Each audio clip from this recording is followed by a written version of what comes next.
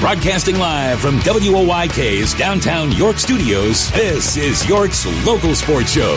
Talking local sports on York's local sports station. Welcome to Game Day with GameTimePA on Sports Radio 1350 WOYK.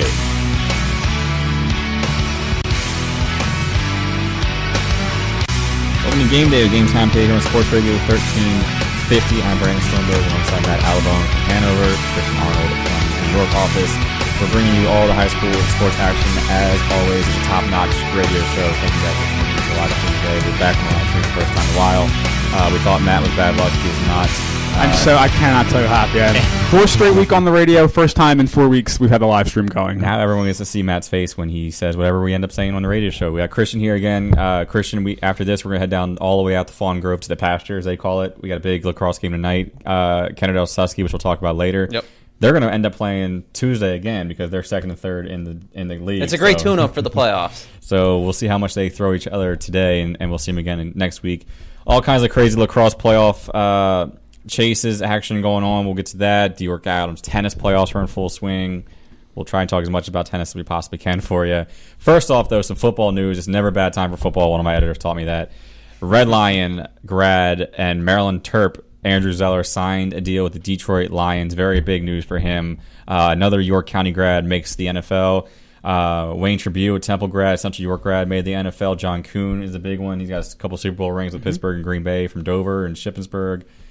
A couple guys from York High had made it in the 80s, 90s, and then even into the 2000s with William Beatty. So it's good to see York Adams on the map again with the NFL guy. Hopefully Zeller sticks around and makes a name for himself. And if he can't make the roster, maybe the practice squad or at least get his name out there. That happens with guys a lot. They might not make the first team they sign with, but another team sees them in the preseason, picks them up, puts them on the practice squad 1 year, there's an injury, and then they eventually make the team. We have a story up on Game Time. Check it out if you want to hear more about Andrew Zeller embracing his shot in Detroit. Not the best organization. We like to tease our editor, Teddy Feinberg, a big Detroit fan, and our former guy, Steve Neveroller, also Lions fans. We like to tease them. But a chance in the NFL is awesome for him. We're very proud of him from the York Adams area. Another football news, Matt, I want to talk to you. You had a Hanover Rhino feature you're working on, or you just finished up? Yeah, that got posted a few days ago. Basically, a kid named Wyatt Black who lives in Thurmont, Maryland. In late February, he got bacterial meningitis, which is a pretty serious brain disease, and sent to the hospital. Almost died that night, and he survived, was in a coma, and the Rhinos went to visit him. They started this program called Wyatt's Warriors, where they've made him an honorary captain. They're going to raise awareness for him and help the fundraising effort for him, and then every single year they're going to pick a new kid in the community who's going through a similar battle to name their honorary captain and help that kid out. So it's a nice kind of community event that they're doing, and Wyatt has come out of his coma. It's been like 2 months, and he's going through physical therapy, starting to move again. He's eating full food.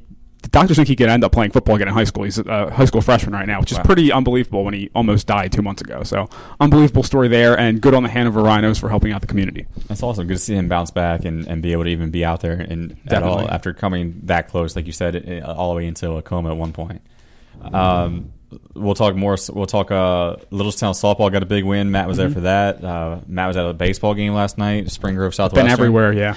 Matt's been all over the place down there. So we'll touch on baseball and softball a little bit later on. We'll preview that lacrosse game that Christian and I are going to. Christian's also been working on a big feature, baseball feature. We'll get to that during the baseball segment in segment 3.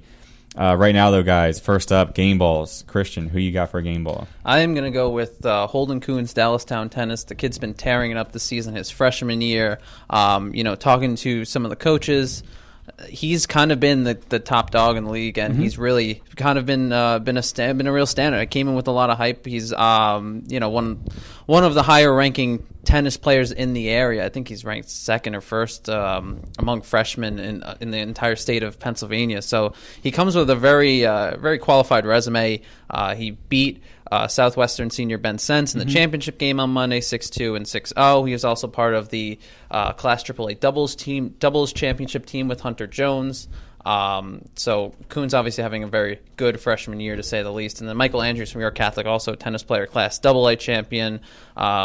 He was also competed pretty hard in the doubles tournament too. So I mean, these guys have had pretty good seasons in their respective teams. And obviously, I'm going to give a game ball to Patrick Hornquist of the Pittsburgh Penguins, game winner last night over Brandon's Washington Capitals. So I mean, I think that deserves something as well. It was a fun overtime game in hockey for any hockey fans out there. But back to Coons, going this year, so he beat Ben Sense. Ben Sense was kind of expected to be the best player. Yes. He was the best player in the area, and he's still great. He's having a terrific year too. But for Coons to kind of supplant him and beat him and be the singles champion as a freshman, that really says a lot about him. And also, it was interesting because a couple weeks back, Southwestern and Dallastown faced each other in a regular season contest. And, I mean, you kind of got that sense of just how tough these two teams are, how deep these two teams are, that they had so many players in the league tournament.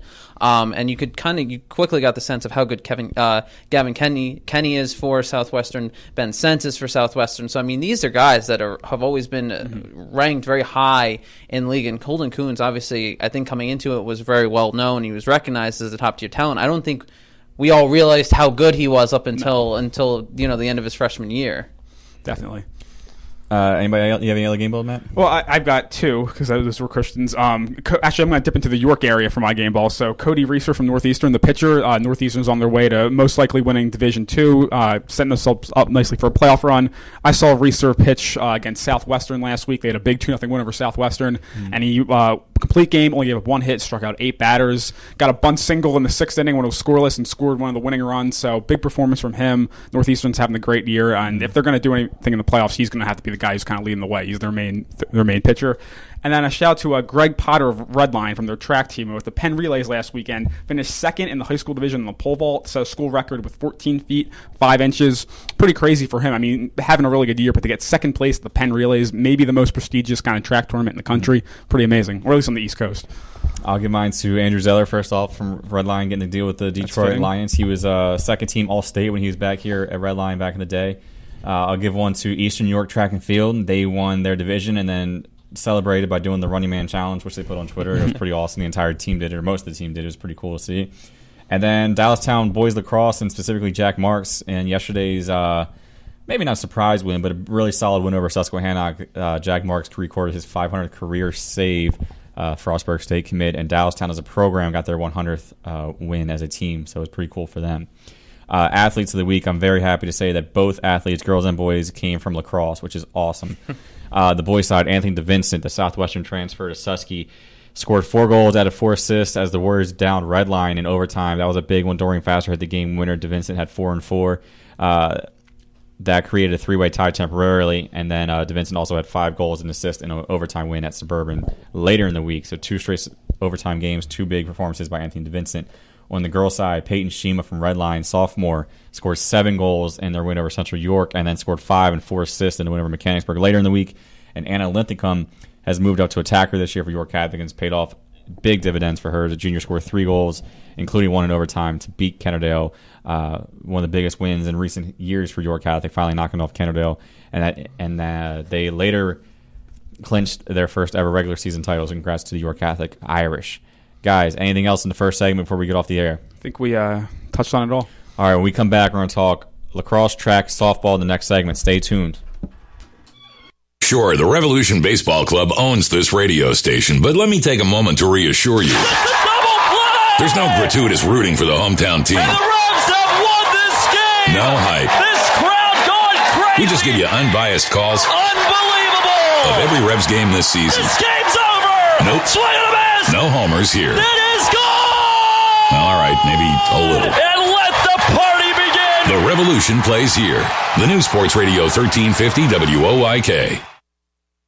Waking up with the Zabe. The Steve Zabin Show. And we've got a Breathe Right strip controversy now heading into the Belmont. How come nobody in the annals of horse racing history thought to define whether or not you can wear a horsey Breathe Right strip? Isn't this the equivalent of a hood scoop on a car? Your quarter panels are up 1/8 of an inch higher than mine. That allows for a little aerodynamic mess underneath the vehicle. Join me, Steve Zabin, mornings at 6 on Sports Radio 1350 WOYK. Looking for something cool to do this weekend? Come to the coolest place in town and learn to play hockey or figure skate at the York Ice Arena. The York Ice Arena Arena offers a Learn to Skate program for skaters of all ages and abilities, directed by ISA and USFSA qualified instructors. Skating classes range from beginner to freestyle. Hockey classes cover the basics of the game. All classes include free skate rental and 5 free skating passes, so you can try out your new skills. And remember, the coolest place in town is also available for the coolest birthday party in town. Host your birthday bash in group spaces or with a private ice rental. Public skating at the York Ice Arena is available afternoons, evenings, and weekends. Skate for just $7 and rent your skates for just $3. Plus, you can save with discount pass books.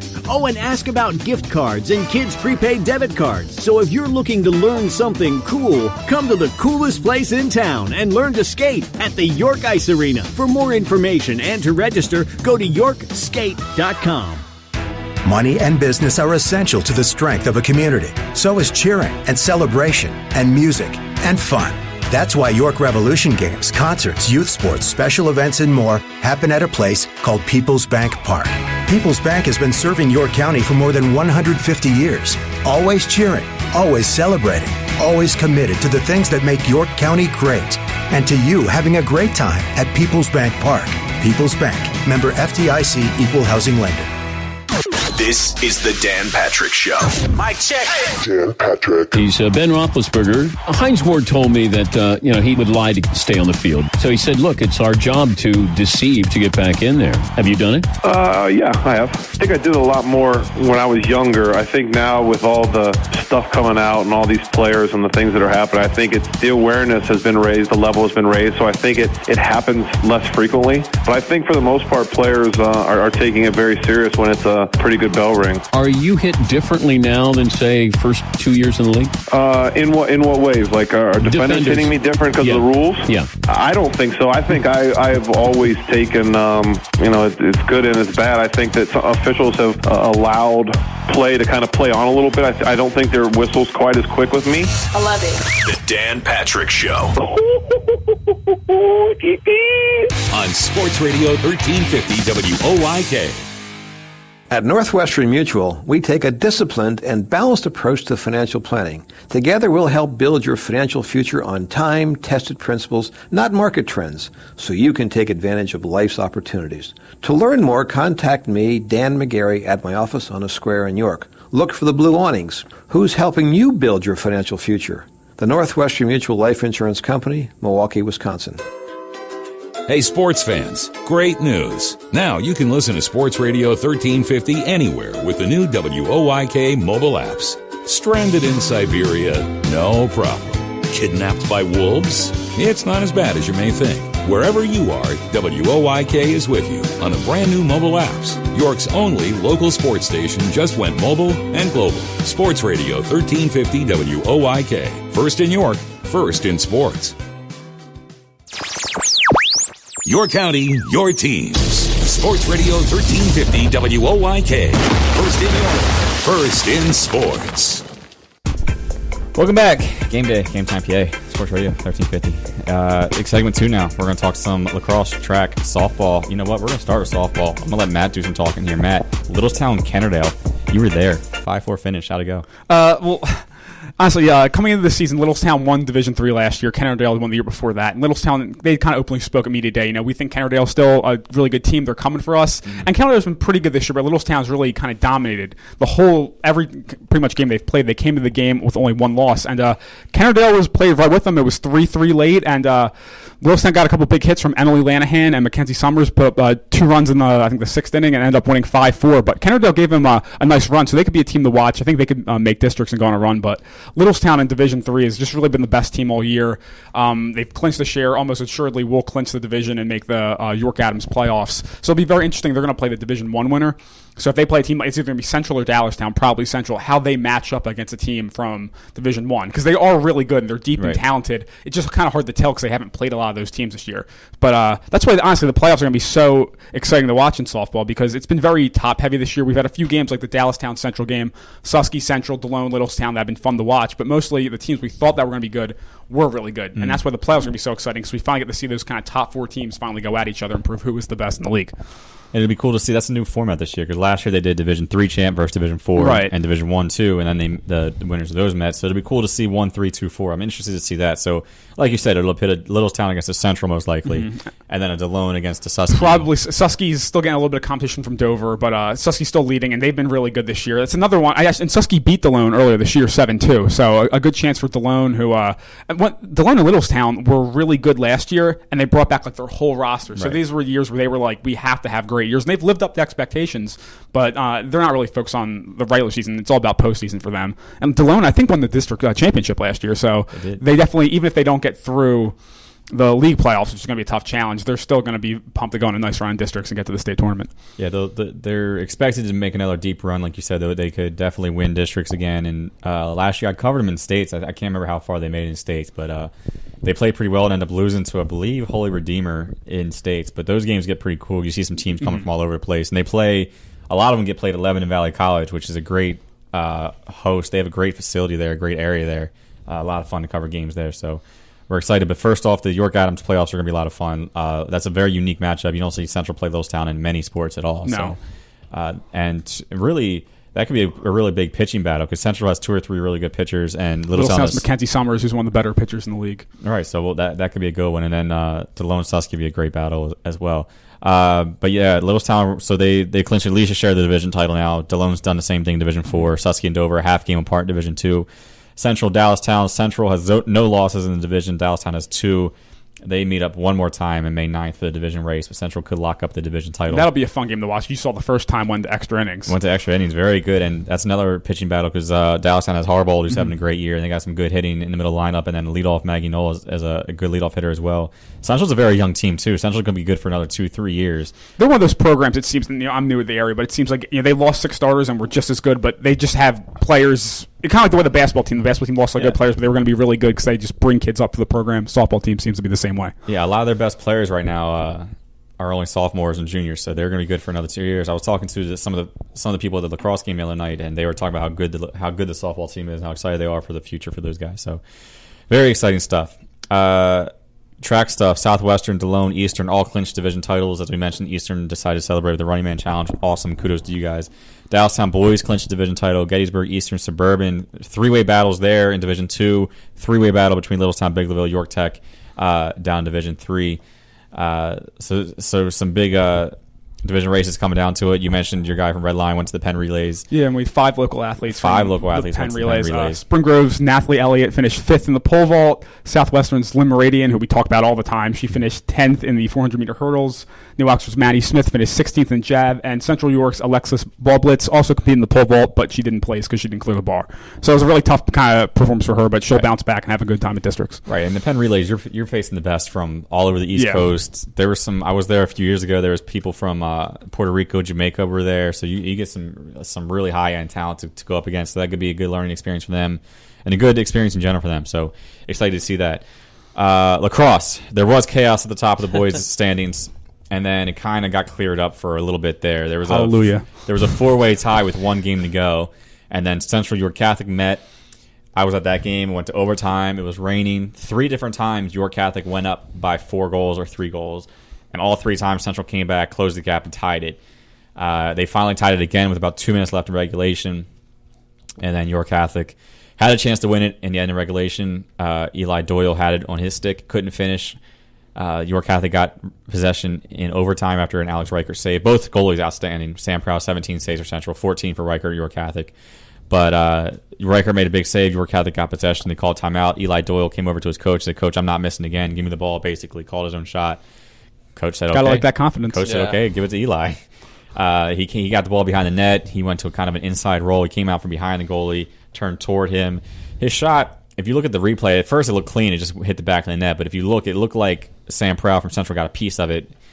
He kind of reacts like he did. So it looks like it bounced off his stick into the net. But York Catholic got the win. They celebrated. That's their first ever regular season title. Same day that their girls clinched their first ever regular season title. York Catholic clinched a share of it. Susky was also in the tie. Red Line was also in the tie. Susky lost to Dallastown, so they fall back to 4th. And then so Red Line and York Catholic split the regular season title. So those 4 teams will be in the league playoffs. Same thing on the girls' side. We already know who's in the league playoffs there. Red Lion will play York Catholic in the first round. That was like a 22-5 game the last time they played. And then Kennerdale and Susky will play tonight in a regular season finale, and then they'll play again Tuesday in the first round of the playoffs. And the winner of that one gets most likely York Catholic for the league title, which is going to be awesome. The boys' sites are Red Lion, Susky for the semifinals, and then Central for the championship. Not quite sure yet about the girls' ones. We'll find more out tonight when those brackets are released, and tomorrow when those brackets are released. I'm just glad I can finally understand what's happening on the boys' side. Obviously in Hanover, we don't have a ton of boys lacrosse, so I would see every day you would tweet out and write stories like, these 4 or 5 teams are all really good. I lose track of who was where, so now I can finally say, okay, York Catholic and Red Line are definitely in. Central and Susky are really good, because you wrote that piece last week, making sense of the chaos, and I was like, I should probably look at this so at least I know what's going on in boys lacrosse, because I couldn't tell what was happening. There's almost a little bit of disappointment, though, that that chaos didn't continue, because it would have been very intriguing to see what would have happened or how things would have played out if it stayed, 3-way, 4-way tie, like the way it was kind of shaping out to be. But I mean, these teams have finally, and Brandon, correct me if I'm wrong, these are kind of the teams you expected to be 1, 2, 3, and 4. Is this kind of the expectation you had in that order, or was it kind of unclear at the start of the year? On the boys' side, I think I predicted we definitely thought Susky and Red Line were going to be there. They both brought back a ton of talent. We thought for sure those two. West York is the defending champ, but they lost a lot. We thought maybe they still got there. I think I put West York 3rd in the original preseason rankings, and they had some injuries to deal with. They had some youth, and they kind of fell off a little bit.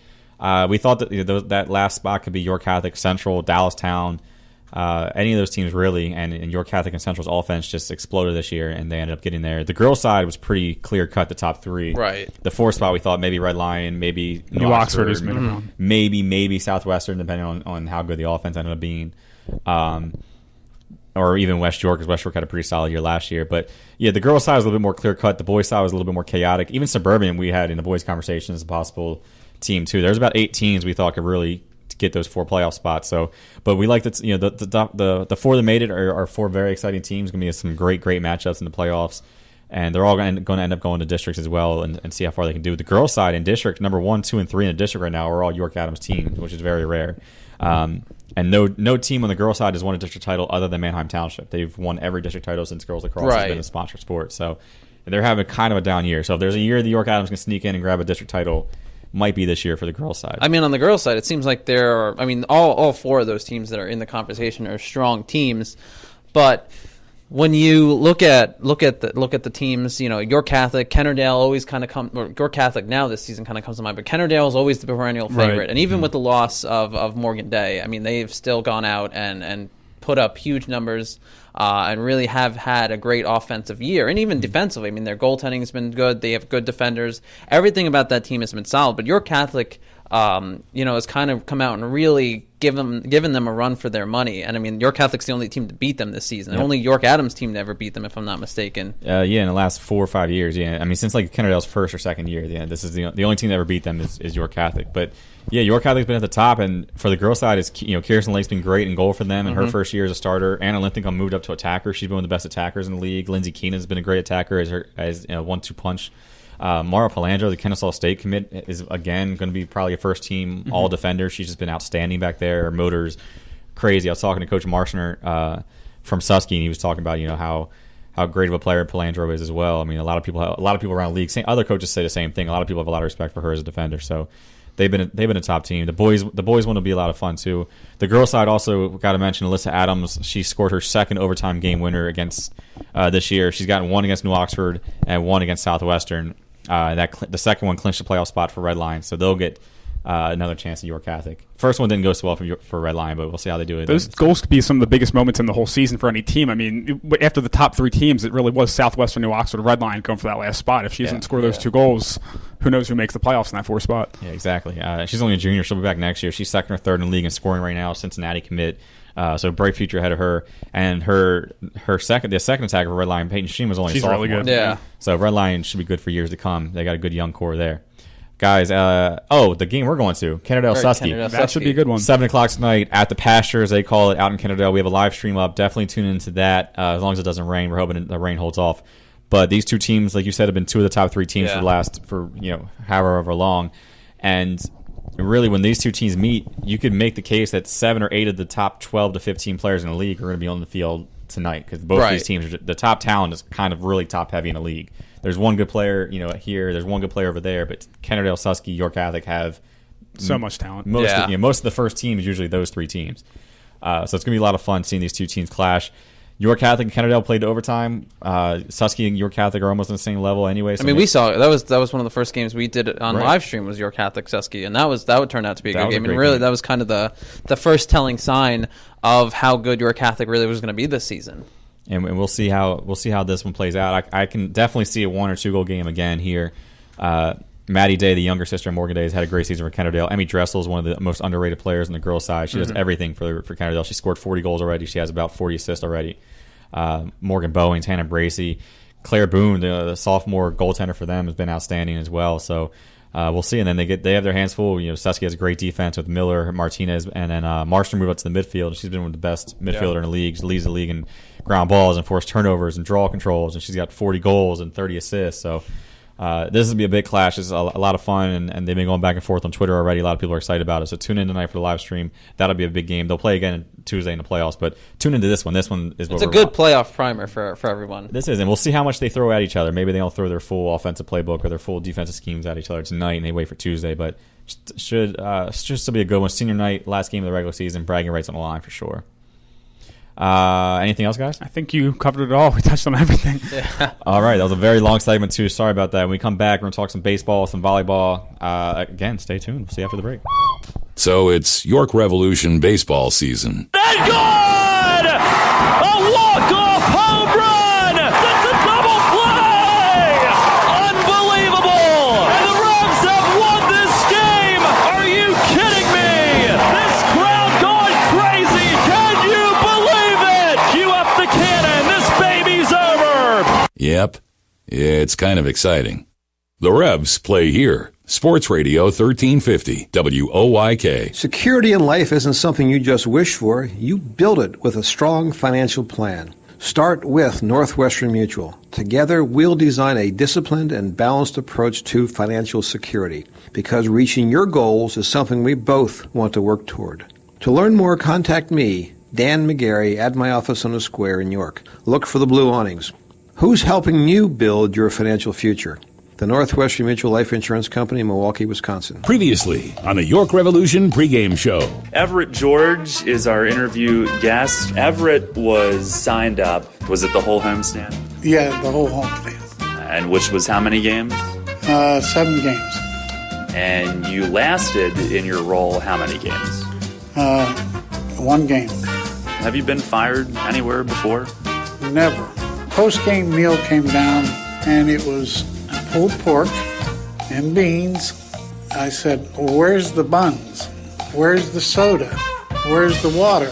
And the coleslaw didn't come down till after everything was out. But I know what I can do. I can make a meal better with pulled pork, with beans. That's the reason I got fired, because I asked too many questions, I guess. I don't know. Yeah. Well, they did me a favor. I don't have to. I can have 6 days off. Revs Baseball on Sports Radio 1350 WOYK. The puck drops here. Wellman, the shot, score! Sports Radio 1350, your home for Hershey Bears hockey. Casey Wellman has won it in overtime for Hershey. And the Washington Capitals. Hearing a shot, they score! Defending the Den and rocking the red all season. Catch the Bears and the Caps on Sports Radio 1350 WOYK. First in York, first in sports. Now we're having a party, ladies and gentlemen. Now, this is good old-fashioned fun. And it's right here on WOYK. Oh, man, is this stupid. Welcome back. GameDay, man. It's time to game. Sports Radio 1350. Again, back here, Matt Albone, Christian Miller, and talk some baseball and volleyball action. We're going to start with some baseball stuff. What are you laughing at? Did I mess up? A little bit. What did I say? Christian Arnold. Christian Arnold. That's what I said. You said Christian Miller. Christian Miller.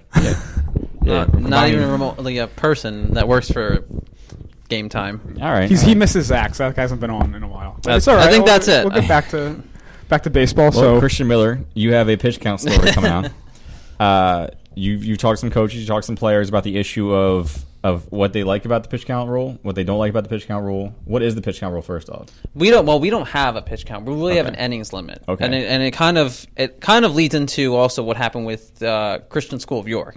So we have an innings limit as far as the rules that delegate how and when a pitcher can throw. And there's a certain amount of innings that a pitcher can throw in a week, a month, and the full season. But the push more and more, it seems like, is to get guys or get leagues and states to move towards not a hard pitch count, but a pitch count that fits best with the area, fits best with the situation. Right. And there's a lot of medical and scientific data that kind of backs it up. We've seen over the last couple of years a lot more of Tommy John surgeries for kids younger and younger in the high school and high school range and things like that. So it's become more and more of a prevalent issue for players, for leagues, for coaches, and for people who kind of watch and sit on the outside and go, we kind of want to affect some change. So I think you've seen more and more in the last couple of years, states, some at the league level. I know New York City a couple of years ago began to track pitch counts and try and put a hard limit on that. There are other states who've become more proactive in putting in pitch counts, and they're going to put in pitch counts in the next couple of years. And so through a lot of research, Major League Baseball, I mean, this kind of started all with Major League Baseball. Everyone remembers that pitch counts really started with MLB, and it became more of an issue for owners who were seeing their players get hurt more and more often for arm injuries. And obviously when you're investing millions and millions of dollars in these guys who are paid to throw, you don't want that. So that became a prevalent issue, and the more people looked at it, the more they realized it wasn't just a professional baseball issue. It wasn't just a minor league baseball issue. It was a baseball issue. And I think people, and I mean renowned surgeons like Dr. James Andrews, who's most well known for doing surgeries on some of the top baseball players in the world, has come out and said that this is something that's become a more prevalent issue in baseball, and it needs to be addressed. That there needs to be a pitch count put in place. So Major League Baseball and USA Baseball teamed up together a couple of years ago, and they've put together an initiative, and they've kind of set out guidelines to try and encourage leagues. This is the pitch count that we think would fit best for 11 to 14-year-olds. This is the pitch count that works best for 15 to 18-year-olds, so on and so forth. And so it's become more and more adoptive. It's called Pitch Smart. Is the program. So teams and leagues have become more and more adoptive to it, and it continues to kind of be an issue. Now, around here, there are coaches who have been doing it. There are coaches who have already been keeping track of pitches that the guys have thrown, and because it makes the most sense. They understand the situation. They want to make sure the best is for the player, and also behooves them because then it allows them to have more pitchers. I know we've talked about before where around here, usually you think of 2 or 3 guys as the main guys, but now it kind of expands that to you have 4 or 5 players that are going to go out and develop more as pitchers and throw on the mound a bit. So in that realm, I mean, it seems like a lot of coaches are open to it. I've only talked to 1 or 2 players, so I don't really want to speak off their specific instances. But I think that I think kids understand it. I think they understand the situation that it's being put in place for their best interest. I think would be a safe thing to say. And you've seen places like Little League be proactive. I mean, Little League Baseball initiated a pitch count rule for all of their leagues across the country, where they have a hard pitch count for kids. This age limit, this age limit, this age limit, because they were seeing more and more of these kids were throwing out their arms because coaches were going out and using them so much. So I think it's kind of been an interesting look to see how much more of an issue has become in the last couple of years. I think it's certainly on the right track from a personal level. You don't want kids throwing their arms. And I think also it kind of speaks to the rise of the one sport athlete. The issue where you see so many guys just play. If you're a baseball player, all you do is play baseball year long round. If you're a football player, same thing. And how that's kind of attributed to some of these situations where guys are throwing out their arm because there's just no rest. It's not like, I guess now we're going to sound old, but it's not like when Brandon, you and I were kids and you played baseball, football, basketball, hockey. You did everything. Like in spring you did baseball, and in the summer you did baseball, in the fall you did soccer or whatever. Like it isn't like that. Kids are more inclined now, and whether that's through parents and coaches seeing the opportunity to get them scholarships down the line and whatnot, but you're seeing kids more and more just play one sport. And it kind of contributes to these rising injuries in the league. So it's been an interesting look, and it's been an interesting issue to kind of investigate, kind of like the parents as coaches story, where there's so many different facets to it, and it's even hard. I was talking to Elliot Hopkins, who works for who works for a couple organizations, including National Federation for High Schools, which is one of the governing bodies, which is the governing body for high school sports. And one of the interesting things is it's so hard to implement a pitch limit, a blanket pitch limit, because you have regions where the weathers vary. That kind of affects how much strain that puts on a pitcher's arm. You can't have the same pitch count that you'd have for a kid who plays in Florida as you would, say, a kid who plays up here, or a kid who plays up in Wisconsin or in Canada or something like that. It's not the same because the weather factors. And then also you have to think about the kind of pitches the kids are throwing. If they're throwing fastballs, maybe they'll have more of a pitch count limit than, say, a kid who's throwing curveballs. So it's definitely an interesting topic to explore, but it seems like more and more people are jumping on board with the idea that pitch counts are going to be implemented at some point. Right. I guess it depends if these kids, if they're dealing with a previous arm injury, then they definitely should have a pitch count as they're coming back, or if a kid's been fresh for a while. Right. Are you getting a sense from coaches, like, are any kind of frustrated to a degree, or is it affecting teams that can't use the pitches as much as they would like? I think that's definitely an issue that you'd see with some of the smaller schools. Maybe not in the York Adams, because I think for the most part we have relatively decent-sized schools, and they're pretty well-developed programs, especially for baseball. But I think if you even look at, and Hopkins mentioned kind of some of the smaller areas, the Susquehanna region, where some of the schools are smaller. Hopkins actually was a member of the executive board with the PIAA, so he kind of understands the Pennsylvania area. So you have some of these smaller areas, even in Pennsylvania, where these programs are not developed as much or not as deep enough. So if you have a kid who's one of your best pitchers, it's kind of tough, or one of your only pitchers, it's kind of tough to have them rotate when you only have, or limit their pitch counts when you only have a certain amount of guys who can actually throw and do a relatively good job at it. Very true.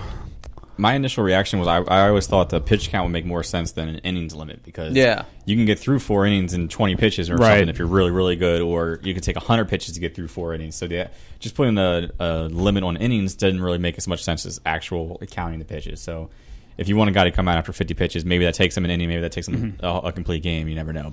And I think that's kind of the consensus. Just talking to a couple coaches, that they understand the idea that that innings limit, while it was a good first step, absolutely, but it's old. It's kind of outdated. I think it was implemented in the 70s or 80s. Not something that kind of understands the current climate of high school athletics at the current moment. And Christian School, York kind of had to deal with it. You touched on that. They were undefeated. They were number 1 in the districts. They still are, but they were playing the number 2 team in the district and number 2 team in their conference. And they played the first 4 innings. They were dominating. They were up. Their pitcher was out there dominating. It only took them 30 pitches to get through 4 innings. Game got suspended because of the rain. They came back to play the next day. Now the PIAA says if you pitch 4 innings, you have to wait 2 calendar days to pitch again. They said, well, it's a continuation. Maybe this is different. So they asked the umpire of the game, hey, because this is a continuation, can he still come out and pitch? And the umpire said, sure, run him out there. The next day, they get a call from the team they beat and said, hey, this is an infraction. You can't pitch him more than 4 innings back-to-back days like that. So they had to forfeit the game, which, they admitted it was a mistake. They should have gone with their gut and just gone with a second pitcher. They had other guys warmed up and ready to go. They just wanted to see if they can throw Bills back out there. Right. The umpire told him, and that's kind of an unfortunate event that the umpire didn't even know the own rule. Right. And that kind of hurt him. But he said they should have just gone with the second pitcher. It should not have been an issue. And it kind of makes them look bad. It looks like they were trying to sneak something by when it really wasn't. They just asked if they could do it. If you ask the umpire, that kind of shows that you're not really completely sneaking it by. But I don't know if they did this. Did they try to contact the PIAA that night, the previous night or the next morning? Because that's something, if you really had a question, you would want to check in with them. But I'll play devil's advocate on the other side. If you look at the situation and you go and you're a coach, maybe you don't think about it the next day. You just go, okay, we'll regroup. We'll kind of put the strategy together tomorrow. And it sounds like that was the case. They went up to the umpire and they said, can we use this guy? And the umpire, and I think there should be circumstances where if the umpire, the official whose job it is to delegate the rules and know them like the back of his hand.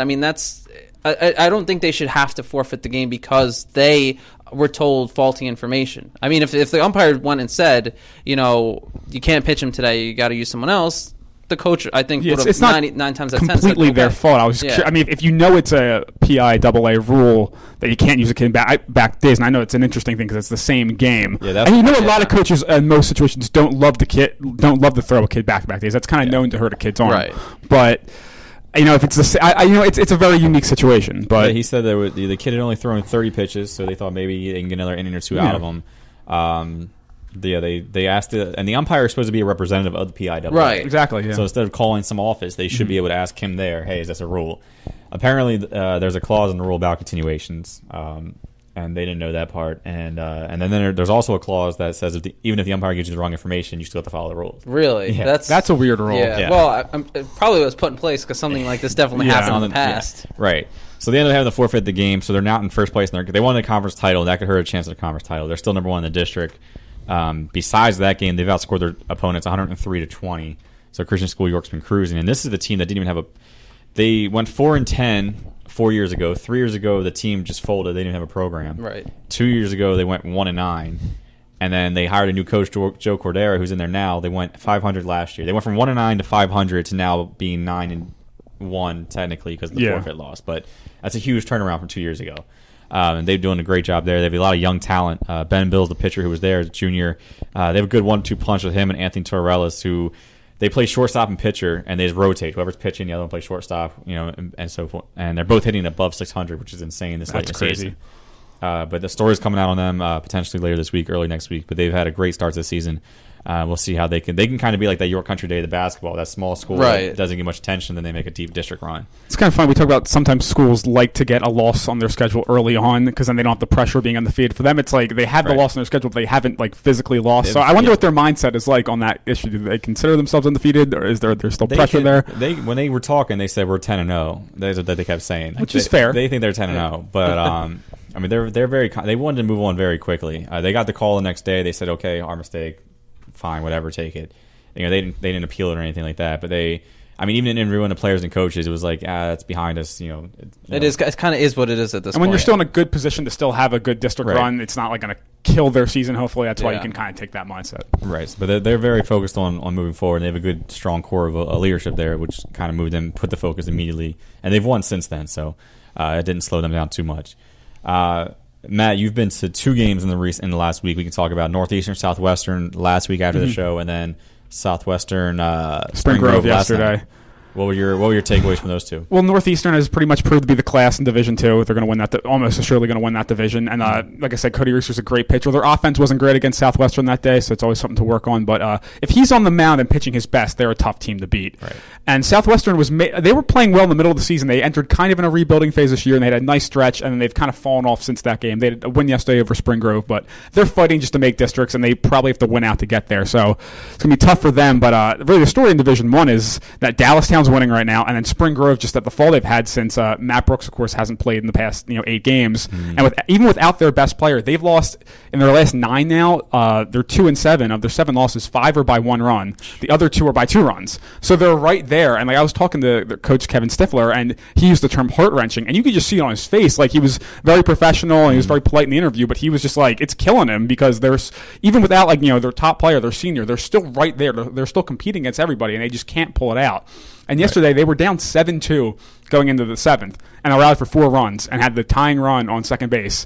And John Saker struck out at the end of the game, which was a tough way to see a game end. But it's funny. I think this is how the year's kind of gone. They made some errors early in the game, some mistakes that put them in a hole, and they fight back, and then they just can't come up short. They just can't complete the comeback, which is very frustrating as a coach when you're so close, but it's a few errors that are kind of holding you back.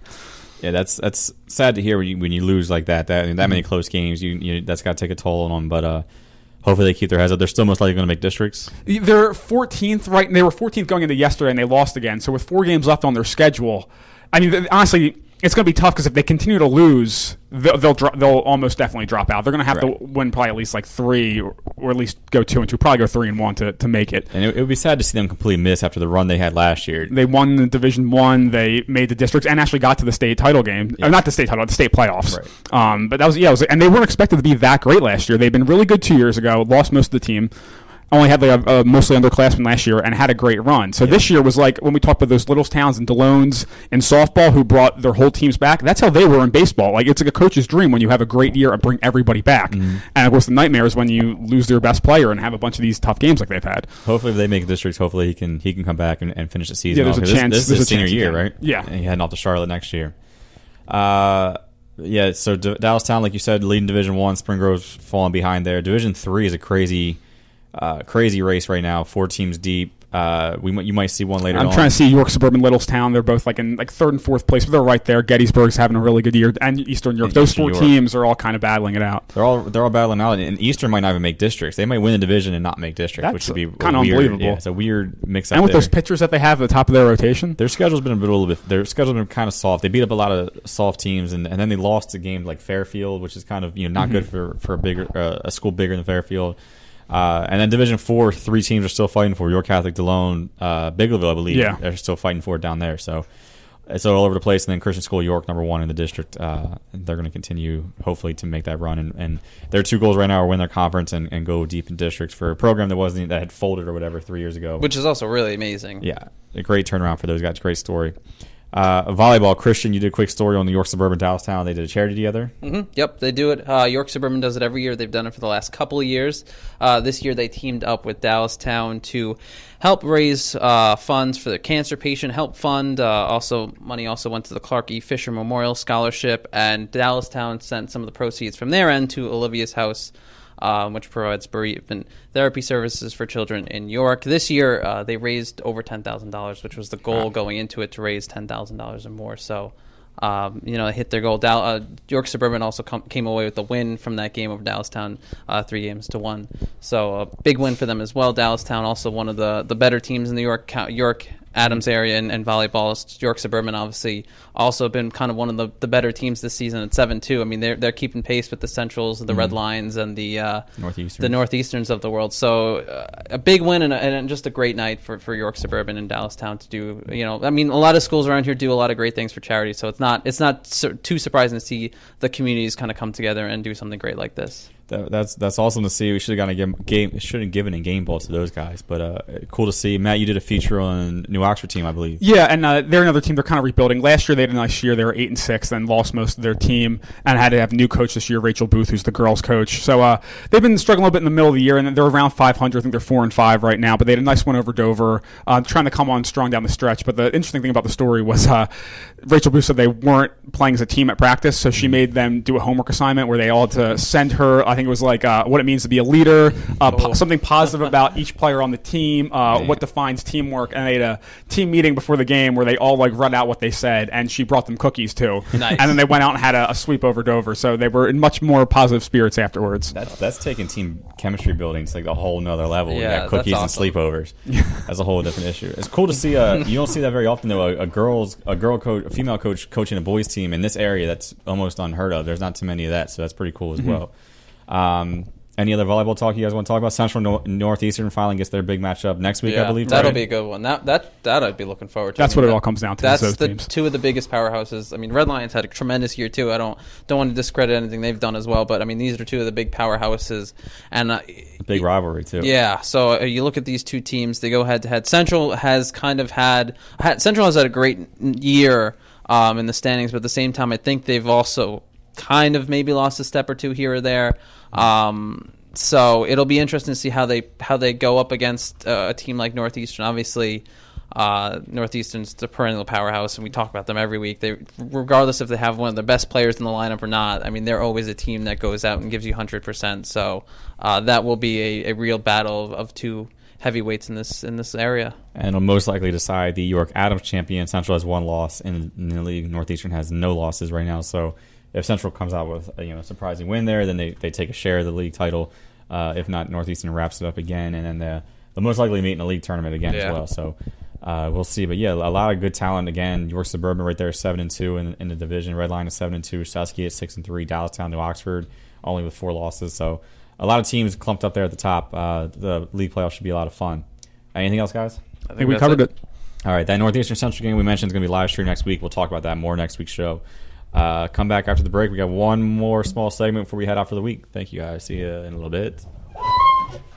Looking for something cool to do this weekend? Come to the coolest place in town and learn to play hockey or figure skate at the York Ice Arena. The York Ice Arena offers a Learn to Skate program for skaters of all ages and abilities. Directed by ISA and USFSA qualified instructors. Skating classes range from beginner to freestyle. Hockey classes cover the basics of the game. All classes include free skate rental and 5 free skating passes so you can try out your new skills. And remember, the coolest place in town is also available for the coolest birthday party in town. Host your birthday bash in group spaces or with a private ice rental. Public skating at the York Ice Arena is available afternoons, evenings, and weekends. Skate for just $7 and rent your skates for just $3. Plus, you can save with discount pass books. Oh, and ask about gift cards and kids' prepaid debit cards. So if you're looking to learn something cool, come to the coolest place in town and learn to skate at the York Ice Arena. For more information and to register, go to yorkskate.com. Ah, spring is here. And Cannonball Charlie has his ammunition. Here he swings and hammers it. Watch this one go. It's a game winner. York Revolution baseball is back. It's deep. It is gone. A high drive deep down the left field line. It is gone. A walk-off. Take that, every other team. The new Sports Radio 1350 WOYK. Turn is on. The Rich Eisen Show. He is unbelievable. Rich Eisen. Let's go to the phone lines. They are lit. Catherine in South Carolina. Can I help you? Yes, I am having emotional distress. Don't. I'm going to sue the Jones family. Don't. This is crazy. It's the most stupid, idiotic thing. The Jones are screwing this up. And I am sick. I've left work. I'm nauseous. He's strung us out on DeMarco. Well, what about the idea that anybody could run behind that offensive line? Catherine, you don't buy that one? DeMarco is family. He and Tony and Jason do everything together. He's family. I just started to be a Cowboys fan again, and happiness has just plunged to despair. What the Jones has done to my emotional state, they should be sued. Don't go litigious on me here, okay? This is the Rich Eisen Show. Sports Radio 1350 WOYK. First in York, first in sports. Bill Raftery from CBS Sports, the man who gave us the expression, onion. I actually thought that onions meant you're slicing onions and you're making the other team or coach cry with a big shot. Well, it's about toughness. Okay. You know, it really is. So it has nothing to do with slicing onions. And I saw where you got criticized by one of the media critics that you shouldn't be saying onions because of what it means. Well, that's his interpretation. It's just, I just think it's just somebody that these kids respond in the most difficult of moments and step up, and it's something that will be chronicled the rest of their lives. And what's your wife say when you say, you know what, I say onions? I wish I had them. She said that she wishes you had onions? Patrick from 3. On Sports Radio 1350 WOYK. First in York, first in sports. I drink from the keg of glory, Donna. Bring me the finest muffins and bagels in all the land. Sports Radio 1350 WOYK. Certifiably better than muffins and bagels. It's going to be an unbearable day. Welcome back to Game Day, GameTimePA here on Sports Radio 1350. I've been off my game today. I called Christian Arnold and Christian Miller. I said that York and Rockford have a sleepover. That's not on the schedule at all. They didn't have a sleepover. It was a team building activity that did not involve a sleepover. They had to do homework at night, and they had a team meeting the next day. So it was understandable. The point is they bonded together. They did eat cookies. It's the cookies part was, was dope. The cookies part was cool. I've been a bad host today. I apologize. That was my mistake. I didn't mean to insult New Oxford anyway. Once again, we're going to talk a little bit of football. Like we said, there's never too much football to talk about no matter what time of year it is. One thing that's kind of come up, we already knew that the PIAA is expanding to 6 classes. Now, one thing some people are going to talk about now as football gets closer is it's this potential or this new system is going to kind of hurt the bigger schools in York County, and they knew that going into it. Now, Dallastown, Redline, and Central are the only 6A schools in York County. They play in a division full of 5A schools. So the district ratings, which are banked on strength of schedule and wins and losses, does not help a Redline beating Spring Grove and Northeastern and York High, New Oxford. Right. But they had to play those guys because they're on the York Adams schedule. Right. So what does a team do? Their district ratings, they can go 9-1 and have a worse district rating than a 7-3 6A team in the Mid-Penn. So what's that going to do? Now we've seen that before. I mean, Northern Lebanon last year went 8-2 in double or triple A, but they were 14 seed because they beat up on a bunch of double A teams and single A teams. So really, I mean, it's not a new issue, but it's an issue now that's been created for Red Lion Central and Dallastown, who were all 4A before. They were playing all 4A schools except for, I believe, New Oxford might have been AAA in the last year's system. So really, nothing's on paper yet, nothing's official, but the idea is potentially what's going to happen down the road. Do these teams try to petition the York Adams to change their schedule? Do they stop playing these other 5A schools and basically just play?